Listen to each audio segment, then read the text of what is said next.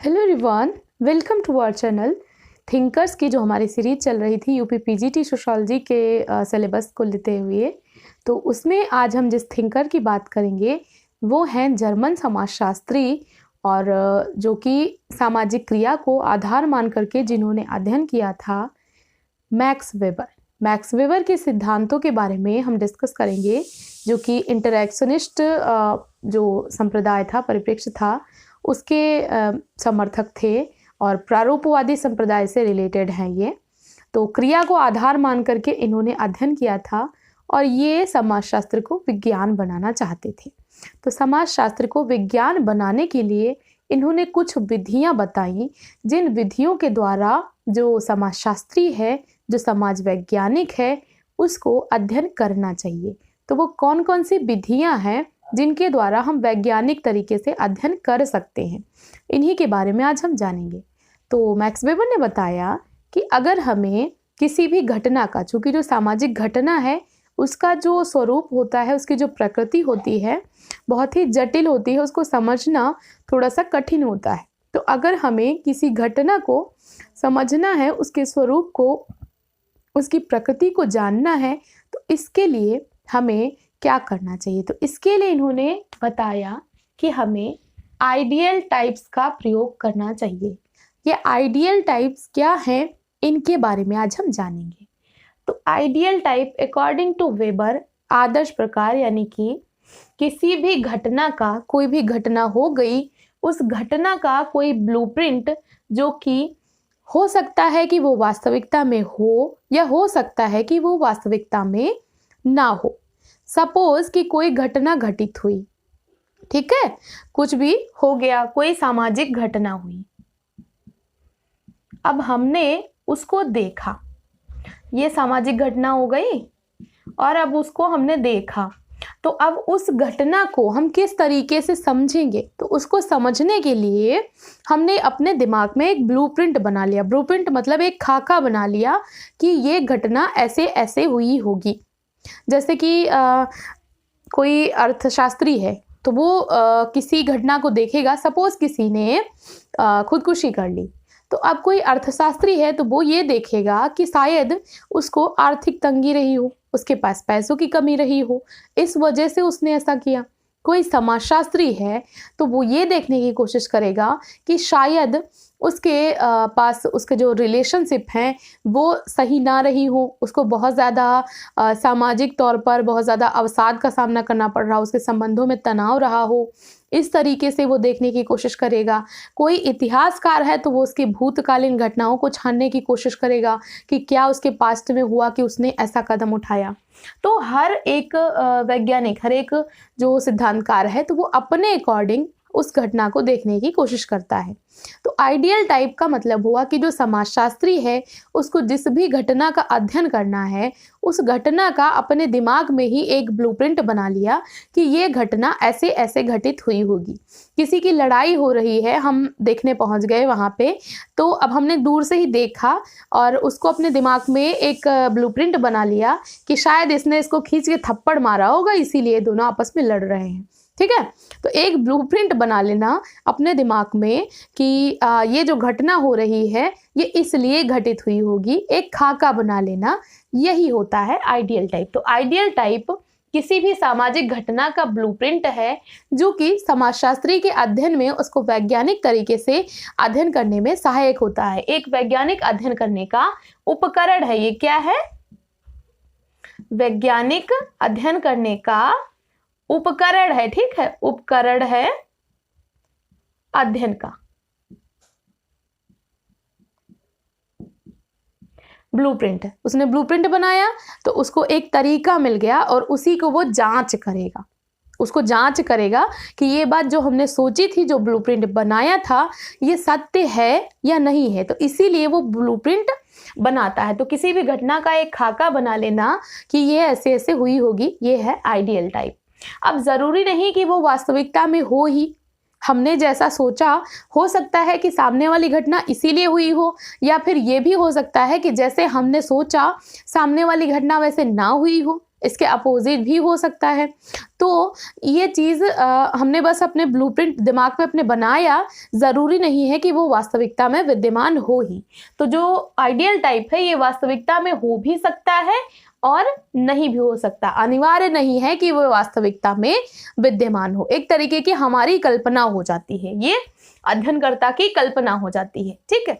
अब ideal type का आदर्श से कोई संबंध नहीं है। आइडियल टाइप कोई आइडियल नहीं होता है। आइडियल मतलब कि जिसको हम मान करके अपना आदर्श मान लें, उसका अनुकरण करना शुरू कर दें, ऐसा कुछ नहीं है। आइडियल टाइप का अनुकरण या उसको आदर्श मानना ऐसा कुछ नहीं होता। आइडियल टाइप का संबंध होता है आइडियाज से। आइडियाज यानी हमारे विचार, कि हमारे दिमाग में किसी घटना को देख करके क्या विचार आ रहे हैं।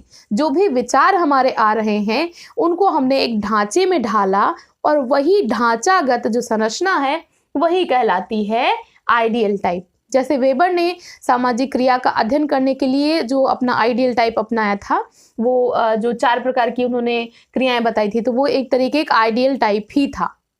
उन्होंने एक बना लिया आइडियल टाइप और सभी क्रियाओं को उनके अकॉर्डिंग विभाजित कर दिया कि ये क्रिया इसमें आएगी, ये इसमें आएगी, ये इसमें आएगी। तो इस तरीके से आइडियल टाइप का संबंध आइडियल नहीं, मतलब आदर्शों से किसी प्रकार का इसका संबंध नहीं है, बल्कि इसका संबंध है जो अध्ययन करता है उसके विचारों से, उसके मस्तिष्क में क्या विचार आए किसी घटना को देख करके, ये चीज है आइडियल टाइप। अब ये आइडियल टाइप तुलनात्मक अध्ययन करने में सहायक होता है, एक वैज्ञानिक अध्ययन करने में बहुत ज़्यादा हेल्पफुल होता है। इसी के आधार पर इन्होंने कहा कि पहले हमने आइडियल टाइप बनाया, फिर वैज्ञानिक अध्ययन करने के लिए हम क्या करेंगे, वर्स्टेहन मेथड को यूज करेंगे। वर्स्टेहन मेथड क्या होता है? वर्स्टेहन मेथड का मतलब होता है व्यक्तिपरक प्लस वस्तुपरक इज इक्वल टू समझ परक अध्ययन। वर्स्टेहन का मतलब होता है समझ परक अध्ययन। समझ परक अध्ययन मतलब एक हो गया ऑब्जेक्टिव मोड, एक हो गया सब्जेक्टिव मोड और एक होता है वर्स्टेहन मोड। इन दोनों का मिक्सअप कहलाता है। कोई भी घटना हुई तो एक होता है व्यक्ति का पक्ष, जो उस व्यक्ति ने किया हुआ है कि उसने क्या काम किया है, क्यों किया है। जैसे कोई लोग लड़ रहे हैं तो जो लड़ रहा है तो एक तो हो गया उसका पक्ष कि वो क्यों लड़ रहा है, तो ये हो गया व्यक्तिपरक। और एक होता है वस्तुपरक की समाज क्या देख रहा है कि वो क्यों लड़ रहे हैं। तो एक हो गया व्यक्ति का पक्ष, एक हो गया समाज का पक्ष। समाज मतलब जो देखने वाले आसपास के लोग हैं वो क्या सोच रहे हैं उस घटना के बारे में कि वो जो दोनों लड़ रहे हैं वो क्यों लड़ रहे हैं, उनका क्या रीजन है। तो एक हो गया उस व्यक्ति का, एक हो गया समाज का पक्ष। और फिर जो अध्ययन करता है ये दोनों को मिला करके देखेगा कि कितनी सच्चाई उस व्यक्ति की बातों में है, कितनी सच्चाई समाज जो कह रहा है उसमें है। इन दोनों का जब हम मिला देंगे तो हमारे दिमाग में एक आ जाएगा कि हाँ रियल में क्या है। तो एक होता है सत्य का पक्ष जो कि है हमारी जो समझ आए। तो हमने व्यक्ति का पक्ष सुना, समाज का भी पक्ष सुना, फिर हमारी समझ में जो आया वही है समझ परक अध्ययन। वर्स्टेहन मेथड मतलब व्यक्ति के पक्ष की तरफ से भी सुना, समाज के पक्ष से भी सुना, तो व्यक्ति परक अध्ययन प्लस वस्तु परक अध्ययन इज इक्वल टू समझ परक अध्ययन, यही है वर्स्टेहन मेथड। ठीक है। वेबर ने बताया कि कोई भी समाजशास्त्री चाहे कितना भी वैज्ञानिक हो ले, लेकिन वो कभी भी मूल्य तटस्थ नहीं हो सकता, अपने मूल्यों को नहीं छोड़ सकता। अगर वो चाहे कि बिल्कुल ऑब्जेक्टिविटी के साथ अपने वैल्यूज को छोड़ करके, अपने सांस्कृतिक अपने सामाजिक मूल्यों को छोड़ करके, जो उसका इतिहास रहा है, जो उसकी हिस्ट्री रही है, उसको छोड़ करके अध्ययन करे, तो ये पॉसिबल नहीं है, ये संभव नहीं है। तो कोई भी समाजशास्त्री चाहे जितना भी वैज्ञानिक हो वो मूल्य प्रासंगिक अवश्य होगा। उसके मूल्य, उसके जो सिद्धांत हैं उनमें दिखाई देंगे। वो किन किन चीज़ों को मानता है, कहीं ना कहीं उनकी झलक उसके सिद्धांतों में, उसकी कृतियों में हमें देखने को मिल जाएगी। तो मूल्य प्रासंगिकता का वेबर ने बहुत अधिक समर्थन।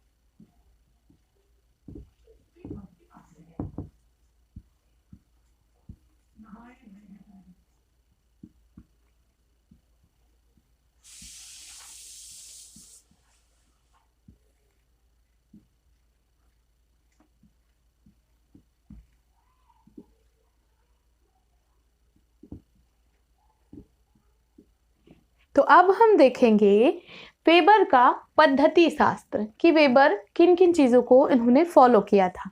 तो वेबर ने ऐतिहासिक तुलनात्मक विधि का प्रयोग किया था। इन्होंने जो अपना अध्ययन किया था धर्म का, उसमें इन्होंने ऐतिहासिक तुलनात्मक विधि के आधार पर अध्ययन किया था, धर्मों का कंपेयर किया था और उनका हिस्टोरिकल चीज़ें देखने की कोशिश करी थी। जो प्रोटेस्टेंट एथिक्स में उन्होंने देखा था कि क्या क्या चीज़ें हैं, जो पूंजीवाद का उद्भव किस तरीके से हुआ, तो वहाँ पे इन्होंने ऐतिहासिक तुलनात्मक विधि का प्रयोग किया था। और दूसरे, ये प्रारूपवादी संप्रदाय के समर्थक थे। जो समाजशास्त्र का प्रारूपवादी संप्रदाय है, जो कि समाजशास्त्र को एक विशेष विज्ञान बनाना चाहता था। इनका मानना था कि समाजशास्त्र जो है ये सामाजिक क्रिया को ही मेनली अध्ययन करता है, उसी के स्वरूपों का अध्ययन करने की कोशिश करता है। तो ये प्रारूपवादी संप्रदाय के समर्थक माने जाते हैं। दूसरे, इन्होंने क्रिया के विवेचन पर बल दिया। विवेचन का मतलब होता है इंटरप्रिटेशन। इंटरप्रिटेशन मतलब लोग किसी क्रिया का क्या अर्थ लगा रहे हैं, किस तरीके से वो क्रियाओं का अर्थ लगाते हैं, उनके आधार पर वो किस तरीके से अंतःक्रिया करते हैं। कोई भी एक्शन हुआ तो उसका क्या अर्थ सामने वाले ने लगाया और उसने क्या रिएक्शन दिया। तो क्रिया का इंटरप्रिटेशन ये मुख्य विषय वस्तु मानी इन्होंने समाजशास्त्र की। सामाजिक क्रिया को आधार मानते हुए इन्होंने अध्ययन ही किया है, तो क्रिया के विवेचन पर इन्होंने बल दिया है। क्रिया को ही इन्होंने अपने जो अध्ययन है इसको आधार माना था अपने अध्ययन का। और इन्होंने मूल्यांकनात्मक निर्णय विधि का प्रयोग किया।